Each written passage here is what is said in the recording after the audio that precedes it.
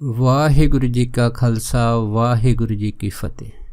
ਗੁਰੂ ਪਿਆਰੀ ਗੁਰੂ ਸਵਾਰੀ ਪਰਮ ਸਤਿਕਾਰਯੋਗ ਸਾਧ ਸੰਗਤ ਜੀਓ, ਜਿਵੇਂ ਕਿ ਗੁਰਬਾਣੀ ਦਾ ਫਰਮਾਨ ਹੈ, ਰਿੱਧ ਸਿੱਧ ਸਭ ਮੋਹ ਹੈ, ਨਾਮ ਨ ਬਸੇ ਮਨ ਆਹੇ।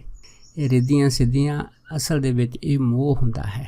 ਇਹ ਜਿਹੜਾ ਮੋਹ ਹੈ ਰਿੱਧੀਆਂ ਸਿੱਧੀਆਂ ਦਾ, ਇਹ ਨਾਮ ਨੂੰ ਮਨ ਦੇ ਵਿੱਚ ਬਸਣ ਨਹੀਂ ਦਿੰਦਾ। ਇਸ ਕਰਕੇ ਜਿਹੜੇ ਜਗਿਆਸੂ ਪਰਮਾਰਥ ਦੇ ਮਾਰਗ 'ਤੇ ਚੱਲਦੇ ਆ, ਉਹਨਾਂ ਦਾ ਨਿਸ਼ਾਨਾ ਹੋਣਾ ਚਾਹੀਦਾ ਕੇਵਲ ਪਰਮਾਤਮਾ ਦਾ ਨਾਮ। ਪਰ ਆਮ ਕਰਕੇ ਦੇਖਦੇ ਹਾਂ ਕਿ ਜ਼ਿਆਦਾਤਰ ਜਿਹੜੇ ਪਰਮਾਰਥ ਦੇ ਰਾਹ 'ਤੇ ਚੱਲਣ ਵਾਲੇ ਪ੍ਰਾਣੀ ਹੁੰਦੇ ਆ, ਉਹਨਾਂ ਦੇ ਮਨ ਦੇ ਵਿੱਚ ਪਹਿਲਾਂ ਸੰਸਾਰੀ ਖਿੱਚਾਂ ਹੁੰਦੀਆਂ ਹੈ। ਸੰਸਾਰੀ ਲੋੜਾਂ ਦੀ ਪੂਰਤੀ ਵਾਸਤੇ ਉਹ ਬੰਦਗੀ ਕਰਦੇ ਆ। ਬਾਅਦ ਵਿੱਚ ਉਹਨਾਂ ਦੇ ਮਨ ਦੇ ਵਿੱਚ ਆ ਜਾਂਦਾ ਕੋਈ ਐਸੀ ਸ਼ਕਤੀ, ਕੋਈ ਰਿੱਧੀ ਸਿੱਧੀ ਉਹਨਾਂ ਨੂੰ ਪ੍ਰਾਪਤ ਹੋ ਜਾਵੇ, ਜੇ ਇਸ ਰਿੱਧੀ ਸਿੱਧੀ ਬਦੌਲਤ ਦੁਨੀਆ ਵਿੱਚ ਉਹਨਾਂ ਦੀ ਮਾਨਤਾ ਹੋਣ ਲੱਗ ਪਵੇ ਅਤੇ ਲੋਕ ਜਿਹੜੇ ਆ ਉਹਦੀ ਵਾਹ ਕਰਨ ਅਤੇ ਉਹਦੀ ਪੂਜਾ ਕਰਨ।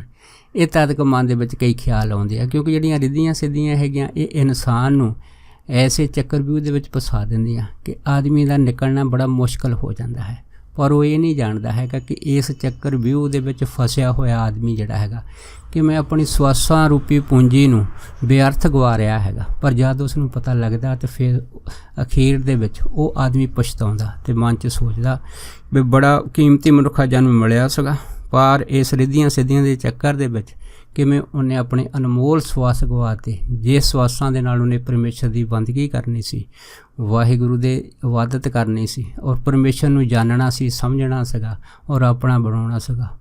ਇਹੋ ਜਿਹੀਆਂ ਜਿਹੜੀਆਂ ਪਰਮੇਸ਼ਰ ਦੇ ਪ੍ਰਤੀ ਕਿਰਿਆਵਾਂ ਪ੍ਰੇਮ ਭਰੀਆਂ ਹੈਗੀਆਂ, ਉਹ ਤੋਂ ਕਿਵੇਂ ਉਹ ਸਖਣਾ ਰਹਿ ਗਿਆ ਹੈਗਾ। ਫਿਰ ਉਹਦੇ ਅੰਦਰ ਕੋਈ ਜਿਹੜਾ ਹੈਗਾ ਫਿਰ ਖੁਸ਼ੀ ਨਹੀਂ ਹੁੰਦੀ। ਕਿਉਂ? ਉਹਦਾ ਜੀਵਨ ਫਿਰ ਨਿਰਾਸ਼ਾ ਭਰਿਆ ਚਲਿਆ ਜਾਂਦਾ ਹੈਗਾ। ਅੱਜ ਦਾ ਅਸੀਂ ਇਸੇ ਹੀ ਵਿਸ਼ੇ ਦੇ ਸੰਬੰਧ ਦੇ ਵਿੱਚ ਕਿਵੇਂ ਇੱਕ ਤਪਸਵੀ ਨੇ ਇੱਕ ਐਸੀ ਕਰਾਮਾਤ ਰਿੱਧੀ ਸਿੱਧੀ ਹਾਸਲ ਕੀਤੀ, ਜਿਸ ਰਿੱਧੀ ਸਿੱਧੀ ਦੀ ਬਦੌਲਤ ਉਹਨੇ ਆਪਣਾ ਜਿਹੜਾ ਨਾਮ ਸੀਗਾ ਉਹ ਦੁਨੀਆ ਦੇ ਵਿੱਚ ਪ੍ਰਗਟ ਕਰਨਾ ਚਾਹਿਆ। ਪਰ ਅਸਲ ਦੇ ਵਿੱਚ ਕੀ ਹੋਇਆ, ਜਦ ਉਹਨੂੰ ਗਿਆਨ ਹੋਇਆ ਅਤੇ ਉਹਦੇ ਹੱਥ ਪਛਤਾਵੇ ਤੋਂ ਬਿਨਾਂ ਹੋਰ ਕੁਛ ਨਹੀਂ ਸੀਗਾ। ਇਹ ਜਿਹੜੀ ਘਟਨਾ ਹੈਗੀ ਆ, ਇਸ ਨੂੰ ਰਾਮ ਪ੍ਰਸਾਦ ਨਾਮ ਦੇ ਇੱਕ ਵਿਅਕਤੀ ਨੇ ਜਿਹੜਾ ਹੈਗਾ ਬੜਾ ਸੁੰਦਰ ਦਰਸਾਇਆ ਹੈਗਾ।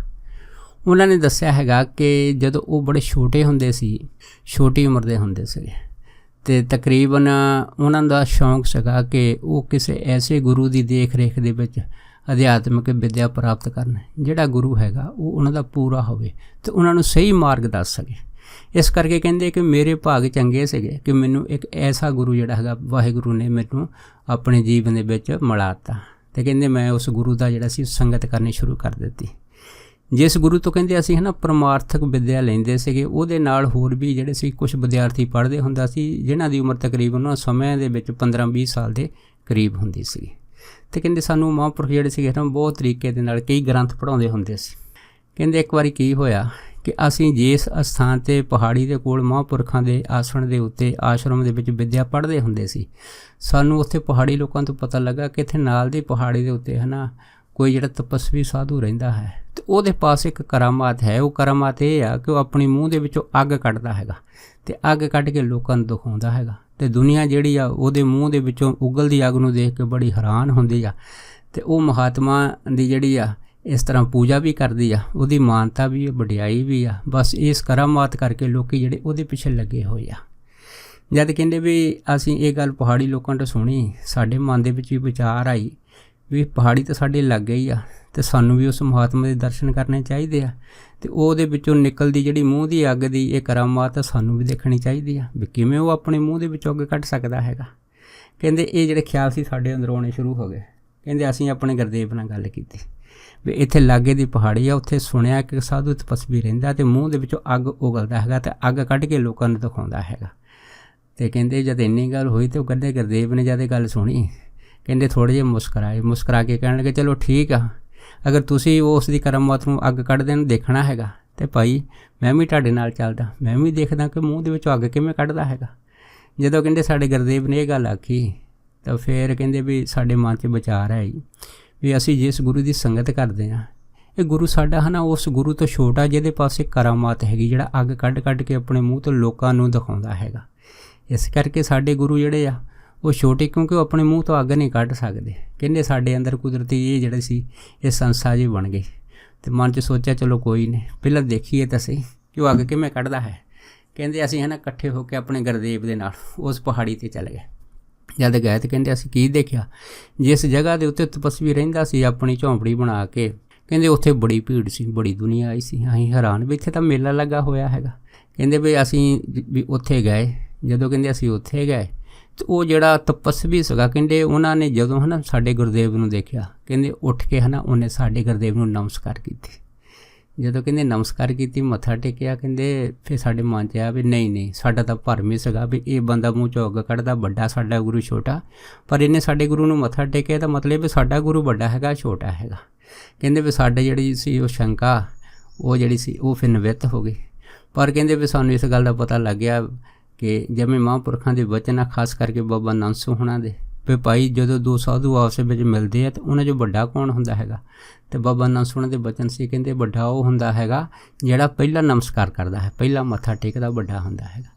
ਕਹਿੰਦੇ ਵੀ ਇਹ ਤਾਂ ਆਦਿਕ ਸਾਡੇ 'ਚ ਵਿਚਾਰ ਸੀਗੇ।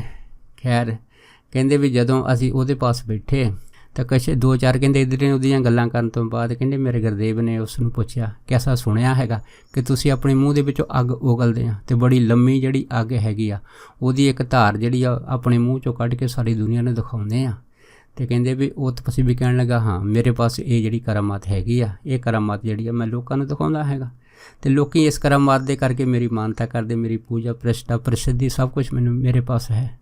ਜਦ ਇੰਨੀ ਗੱਲ ਹੋਈ ਤਾਂ ਕਹਿੰਦੇ ਸਾਡੇ ਗੁਰਦੇਵ ਕਹਿਣ ਲੱਗੇ ਵੀ ਅਸੀਂ ਵੀ ਤੁਹਾਡੀ ਉਹ ਜਿਹੜੀ ਮੂੰਹ 'ਚੋਂ ਨਿਕਲਦੀ ਅੱਗ ਉਹ ਦੇਖਣ ਆਏ ਹਾਂ, ਤੁਸੀਂ ਸਾਨੂੰ ਦਿਖਾ ਲਓ ਵੀ ਤੁਸੀਂ ਅੱਗ ਕਿਵੇਂ ਕੱਢਦੇ ਹਾਂ। ਕਹਿੰਦੇ ਇੰਨੀ ਗੱਲ ਹੋਈ, ਕਹਿੰਦੇ ਲਓ ਜੀ ਅਸੀਂ ਤੁਹਾਨੂੰ ਕੱਢ ਕੇ ਦਿਖਾਉਂਦੇ ਹਾਂ। ਉਸ ਤੋਂ ਬਾਅਦ ਕਹਿੰਦੇ ਉਸੇ ਤਪਸਵੀ ਨੇ ਜਿਹੜਾ ਸੀਗਾ, ਕਹਿੰਦੇ ਚੌਂਕੜਾ ਮਾਰਿਆ, ਪਦਮ ਆਸਣ ਲਾ ਕੇ ਬੈਠ ਗਿਆ ਅਤੇ ਮਨ ਇਕਾਗਰ ਕਰਕੇ, ਕਹਿੰਦੇ ਜਦੋਂ ਉਹਨੇ ਆਪਣਾ ਮੂੰਹ ਖੋਲ੍ਹਿਆ ਤਾਂ ਵਾਕਿਆ ਹੀ ਮੂੰਹ ਦੇ ਵਿੱਚੋਂ ਇੱਕ ਅੱਗ ਦੀ ਵੱਡੀ ਸਾਰੀ ਜਿਹੜੀ ਲਪਟ ਸੀਗੀ, ਕਹਿੰਦੇ ਕੱਢ ਕੇ ਲੋਕਾਂ ਨੂੰ ਬਾਹਰ ਦਿਖਾ ਲਈ। ਜਦ ਕਹਿੰਦੇ ਲੋਕਾਂ ਨੇ ਉਹ ਅੱਗ ਦੇਖੀ, ਕਈ ਤਾਂ ਕਹਿੰਦੇ ਦੇਖ ਕੇ ਬੜੇ ਭੈਭੀਤ ਹੋ ਗਏ ਅਤੇ ਹੈਰਾਨ ਵੀ ਹੋਏ, ਮਨ 'ਚ ਸੋਚਣ ਐਡਾ ਵੱਡਾ ਬਲੀ, ਐਡਾ ਵੱਡਾ ਕਰਾਮਾਤੀ ਜਿਹੜਾ ਆਪਣੀ ਮੂੰਹ ਦੇ ਵਿੱਚੋਂ ਅੱਗ ਉਗਲਦਾ ਹੈਗਾ। ਕਹਿੰਦੇ ਉਹਦੇ ਅੱਗ ਦੇ ਭਾਂਬੜਾਂ ਨੂੰ ਦੇਖ ਕੇ ਕਹਿੰਦੇ ਵੀ ਅਸੀਂ ਵੀ ਜਿਹੜੇ ਸੀਗੇ ਬੜੇ ਹੈਰਾਨ ਹੋਏ ਕਿ ਵਾਕਿਆ ਹੀ ਗੁਰੂ ਹੋਵੇ ਤਾਂ ਇੱਦਾਂ ਦਾ ਹੋਵੇ ਜਿਹਦੇ ਪਾਸ ਇੰਨੀ ਭਾਰੀ ਸ਼ਕਤੀ ਆ। ਪਰ ਅਸੀਂ ਜਿਸ ਗੁਰਦੇਵ ਤੋਂ ਪੜ੍ਹਦੇ ਹਾਂ, ਗ੍ਰੰਥ ਪੜ੍ਹਦੇ ਹਾਂ, ਇਸ ਗੁਰੂ ਨੇ ਤਾਂ ਸਾਨੂੰ ਕਦੀ ਕੋਈ ਕਰਾਮਾਤ ਨਹੀਂ ਦਿਖਾਈ।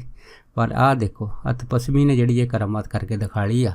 ਕਹਿੰਦੇ ਲੋਕਾਂ ਨੇ ਉਹਨੂੰ ਮੱਥੇ ਟੇਕੇ ਕਰਾਮਾਤ ਦੇਖਣ ਤੋਂ ਬਾਅਦ, ਪੈਸੇ ਵੀ ਰੱਖੇ, ਕਹਿੰਦੇ ਉਹਦੀ ਜੈ ਜੈਕਾਰ ਕੀਤੀ। ਉਸ ਤੋਂ ਬਾਅਦ ਕਹਿੰਦੀ ਜਿਹੜੀ ਦੁਨੀਆ ਸੀਗੀ ਉਹਦੀ ਜੈ ਜੈਕਾਰ ਕਰਕੇ ਥੱਲੇ ਪਹਾੜੀ ਤੋਂ ਉਤਰ ਆਈ। ਅਤੇ ਕਹਿੰਦੇ ਵੀ ਅਸੀਂ ਤਾਂ ਸਾਡੇ ਗੁਰਦੇਵ ਬੈਠੇ ਰਹੇ ਉਹਨਾਂ ਦੇ ਪਾਸ। ਜਦ ਬੈਠੇ ਰਹੇ ਕਹਿੰਦੇ ਜਦੋਂ ਸਾਰੇ ਲੋਕ ਜਿਹੜੇ ਸੀ ਵਾਪਸ ਉੱਥੋਂ ਚਲੇ ਗਏ ਬਿਲਕੁਲ, ਕਹਿੰਦੇ ਵੀ ਉੱਥੇ ਚੁੱਪ ਛਾਂ ਵਰਤ ਗਈ। ਫਿਰ ਕਹਿੰਦੇ ਮੇਰੇ ਗੁਰਦੇਵ ਨੇ ਉਸ ਤਪਸਵੀ ਨੂੰ ਪੁੱਛਿਆ, ਉਹ ਕਹਿਣ ਲੱਗੇ ਵੀ ਆਹ ਜਿਹੜੀ ਕਰਾਮਾਤ ਤੁਸੀਂ ਹਾਸਲ ਕੀਤੀ ਆ, ਮੂੰਹ ਦੇ ਵਿੱਚੋਂ ਅੱਗ ਕੱਢ ਕੇ ਲੋਕਾਂ ਨੂੰ ਦਿਖਾਲਣ ਦੀ, ਇਹਨੂੰ ਕਿੰਨੇ ਸਾਲ ਲੱਗੇ।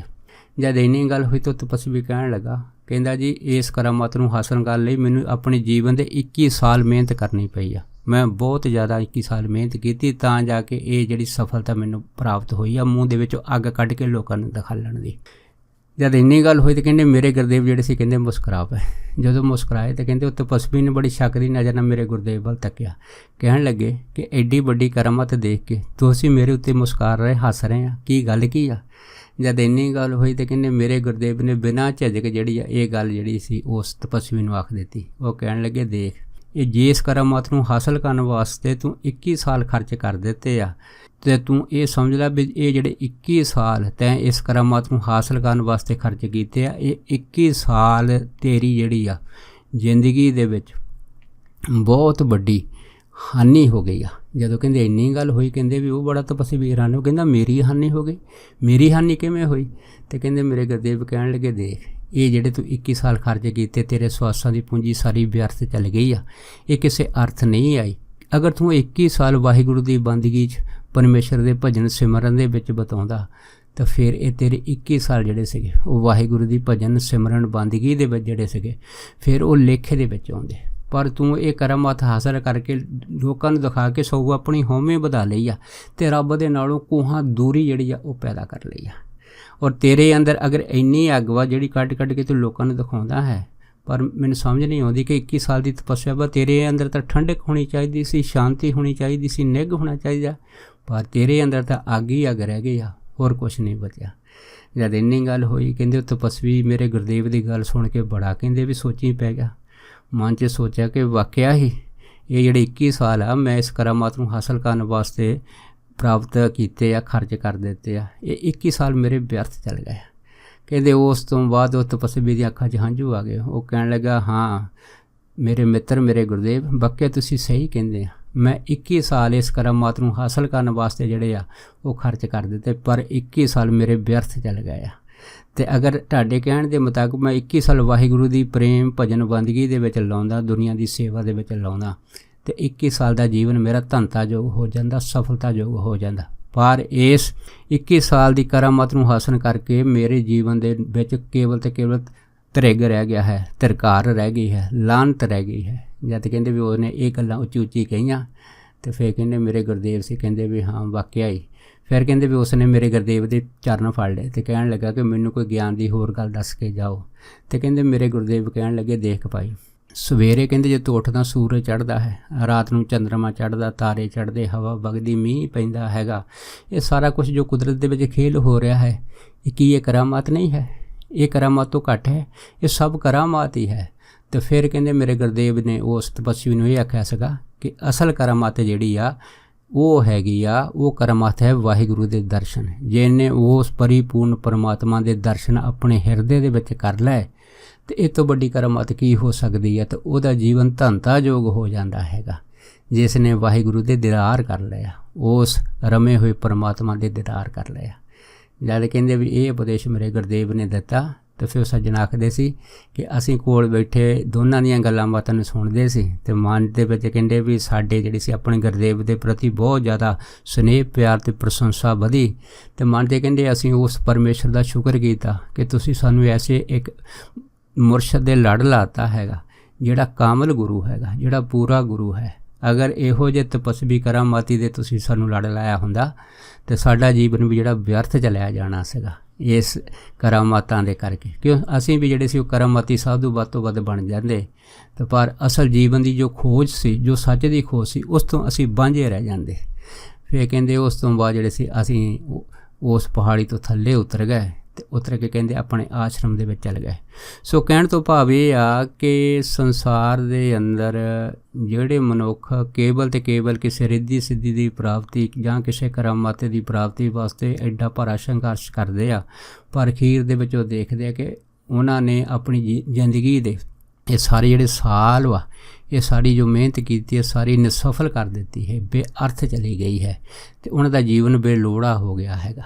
ਇਸ ਕਰਕੇ ਭਾਈ ਇਹੋ ਜਿਹੇ ਚੱਕਰਾਂ ਦੇ ਵਿੱਚ ਫਸਣ ਤੋਂ ਜਿਹੜਾ ਚੰਗਾ ਇਹੋ ਹੀ ਆ ਕਿ ਤੁਸੀਂ ਵਿੱਚ ਦੁਨੀਆ ਸੇਬ ਕਮਾਈਏ ਅਤੇ ਦਰਗਾਹ ਬੇਸਣ ਪਾਈਏ। ਸੰਸਾਰ ਦੇ ਵਿੱਚ ਮਨੁੱਖਤਾ ਦੀ ਸੇਵਾ ਕਰੋ।